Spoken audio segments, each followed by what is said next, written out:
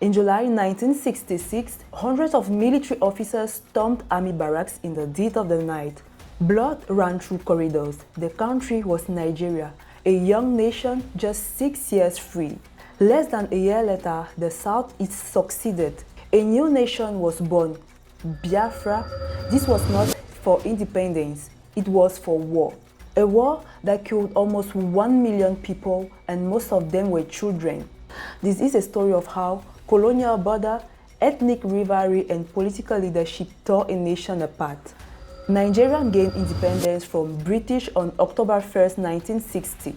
In 1960, Britain, the colonial power, granted independence to Nigeria, a diverse country with hundreds of ethnic groups. But at the time, Nigeria was dominated by the Hausa people in the northern region, the Yorubas in the western region, and the Igbos in the eastern region. This was a moment of hope for Africa's most populous country, a nation of over 250 ethnic groups, but underneath the flags waving and celebration, cracks were already forming. In January 15, 1966, 5 majors in the Nigerian army, 1 Yoruba and 4 Igbo majors, organized a bloody coup. In the morning of the coup day, Major Kaduna Nzwogu, who was the military leader of the coup, with his troops took over the house of the leader of the northern region. Nzwogu opened fire and killed Ahmadu Bello by himself. The Prime Minister of Nigeria, Abubakar Tafawa Balewa, was killed in his mansion in Lagos. His body was discovered 6 days later. The Premier of the Western region, Chief Samuel Akintola, was also killed. Total of 11 Nigerian politicians, 2 soldiers were killed, and 3 others kidnapped. The country was divided mainly into 3 regions. That's the north, dominated by the Hausa Fulani, the west, home to the Yoruba, the east, where the Igbo held influence. With different languages, religion, and colonial experiences, this group didn't always see themselves eye to eye. In January 1966, tensions exploded. The Biafran effort to be self-sustaining will become more difficult as the territory diminishes. At the beginning of this week, the citizens of Amaya began to abandon the town, frightened of massacre. The Nigerians were already on the outskirts. The more prosperous refugees drove away by car. The rest walked. So depressed, I don't even know where to run. I have no idea which direction to go. My hometown is behind the enemy line now.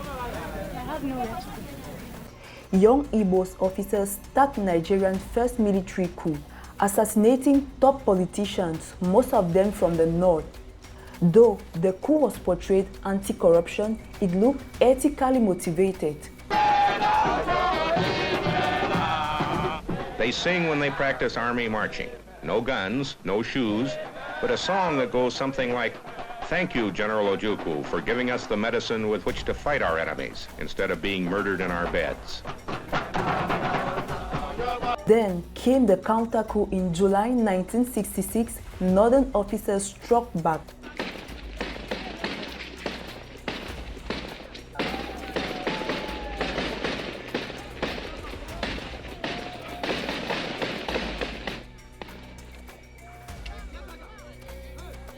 General Johnson Agui, an Igbo, was captured and murdered. What followed was chaos. In the north, thousands of Igbo civilians were massacred in pogroms. Trains and lorries carried their bodies back to the east.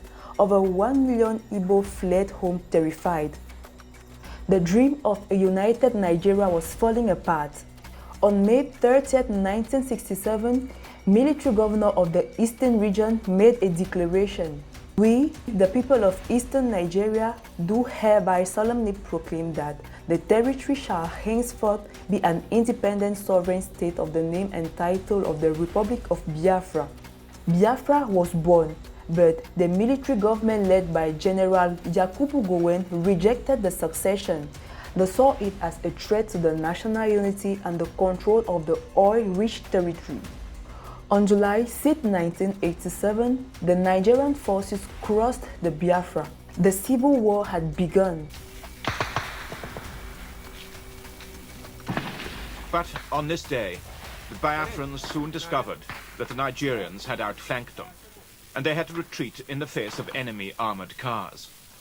This is now the pattern of the war.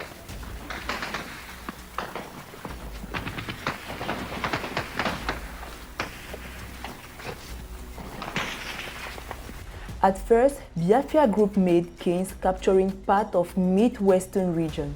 By late 1967, tide turned. Nigeria pushed back and blockades began. As the war dragged on, Nigeria imposed total blockage by land, by air, by sea. No food, no medicine. 100,000 people died in fighting, but it suggested up to 1 million others, many of them children, died of starvation. Biafra was cut off. By 1968, a full-scale humanitarian crisis erupted. Houses are burnt. Parent women are also murdered. Even children. Even the children, it seems, must be told that Biafrans must fight or be massacred. The Nigerians have given some cause for the fear of massacre by bombing marketplaces like Umaya, where scores of civilians were killed. Kwashiorkor disease of malnutrition ravaged Biafra children. Stomachs bloated, eyes hollow, limbs like sticks. The war watched in horror.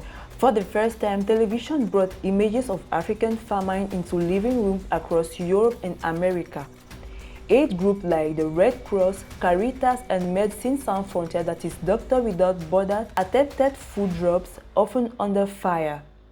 Western sympathies grew for Biafra. Famous figures like John Lennon returned his mbe to protest British support of the Nigerian government because recognizing Biafra would encourage secessionist movement across Africa. The Organization of African Unity insisted on the territorial integrity of post-colonial states. Yet, international community remained largely neutral or backed Nigeria. Why? France's support for Biafra was not a random act of altruism. It was a calculated move driven by strategic interests. The geopolitical landscape of the time found France and Britain often at odds, and the Biafra War presented a prime opportunity for France to destabilize Britain's influence in the region. The war was also an economic chess game. By 1969, Biafra had shrunk to a fraction of its original size. Ojoko, desperate, appealed to the world. He wrote letters, gave interviews, pushed for negotiation, but military pressure was too great. On January 11, 1970, Ojoko fled to Ivory Coast.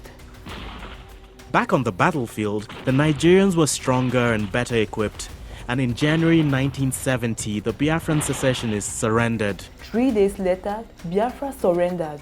Major General Philippe Ouffion, now acting president, announced the ceasefire. We affirm we are loyal Nigerian citizens and accept the authority of the federal military government. Over 1 million dead, most from starvation. Countless wounded, traumatized, and displaced. For the sick and the crippled, desperately getting away from the front, there is no consolation.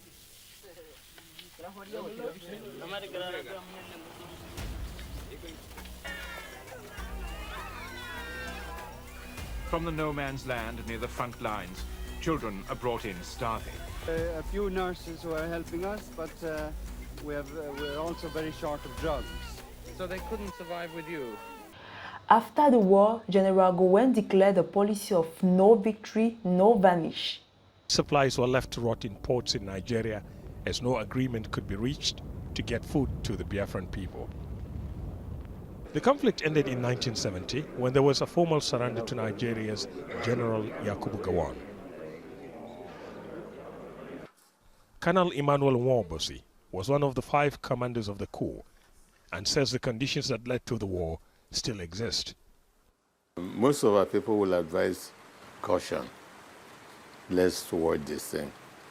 The more you watch it, the more you get disillusioned. He launched reconciliation, reconstruction, and rehabilitation, a campaign to rebuild the nation. But scarce remain. Even today, the word Biafra evokes deep emotions. The struggle for recognition, the trauma of the war, the dreams that died. Biafra wasn't just a war, it was a Nigerian tragedy. The Biafra War wasn't just a tragedy because nations aren't built on papers. They are built on people and the ability to listen and respect every voice.